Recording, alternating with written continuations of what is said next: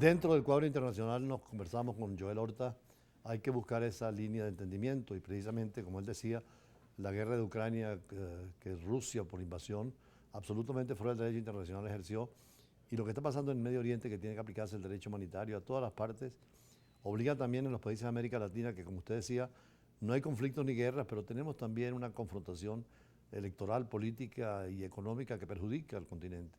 No, brutal. Nosotros, afortunadamente, no estamos viviendo conflictos armados en la región, pero desde el punto de vista político tenemos una polarización entre lo que se llama la izquierda y la derecha que debería estar en el mundo ya en desuso. No porque las ideologías no existan, porque todos tenemos una manera de pensar y todos tenemos una formación desde el punto de vista del pensamiento político. Pero yo considero que el centro político, embajador, el centro es lo fundamental.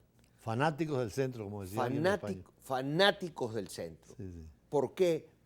Porque al final, en todos los procesos de relación humana, hay que buscar el centro.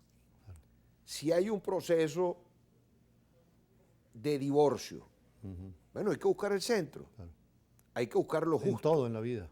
En todos los aspectos de la vida. Si uno tiene un conflicto con un hijo, hay que buscar también la razón de los dos. Hay que buscar la razón de ambos. Y siempre hay mecanismos de unión, hay cosas que nos unen, como siempre hay cosas que nos separan. Claro, porque eso somos los seres humanos. Sí, sí, es cierto. Pero lo fundamental es que consigamos unirnos.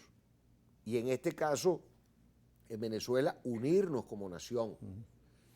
Y en el mundo entero, los continentes, lo que está viviendo Europa hoy día es terrible.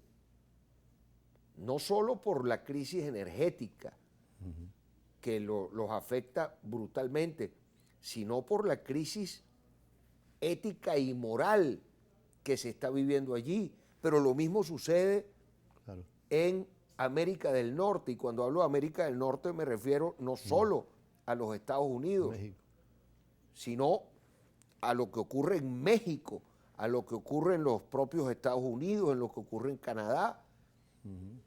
Estamos viviendo, lo decíamos en el bloque anterior, una crisis mundial de valores y de valores humanos, que es lo más terrible. Yo hoy, en mi opinión, en el Universal, que escribo todos los jueves, hago un artículo sobre el deporte como metáfora de la sociedad, donde ojalá hiciéramos a los campos deportivos que hay fanatismo, hay entusiasmo, pero hay reglas claras, a los árbitros se les respeta, y cuando las normas se cumplen y se pone una tarjeta roja que se castiga, y en el fondo el vencedor y el vencido al final se abrazan porque son contendores de una actividad lúdica. Ojalá que el deporte nos ayudara. Incluso en el Universal van a ver un ficticio, imaginario juego de fútbol entre filósofos racionalistas, idealistas y filósofos materialistas, incluyendo a Marx, que es el que toma el micrófono y llama a los deportistas a sublevarse por la opresión de los empresarios del deporte. Hoy en el Universal es un artículo más o menos en esa vía, y yo creo que ahora que el deporte es un ejemplo, ¿verdad?, que nos podría servir el béisbol, el fútbol. Absolutamente. Usted sabe que en una oportunidad, embajador, yo estando en Maracay, en una actividad, me dijo una señora muy humilde, me dijo, mire, el drama, y esto lo podemos trasladar a la humanidad toda hoy día, para ponernos en el tema del fútbol. Me decía, el problema es que hoy el gobierno es un equipo de fútbol, la oposición es un gobierno, es un partido, es un equipo de fútbol, y el pueblo no es el espectador, el pueblo es el balón y lo patean de ambos lados. Voy a tomar esa metáfora que me parece muy interesante, y ya para terminar, yo creo que como tienes mucho público y sé que te siguen en las redes, un mensaje a los venezolanos en esa línea, porque pronto tendremos elecciones.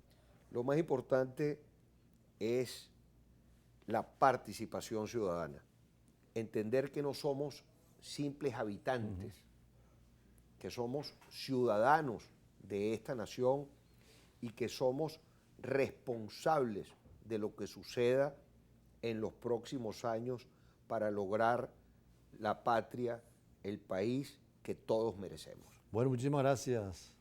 Es interesante este conversatorio, sobre todo con ese nivel de solidaridad y de unión.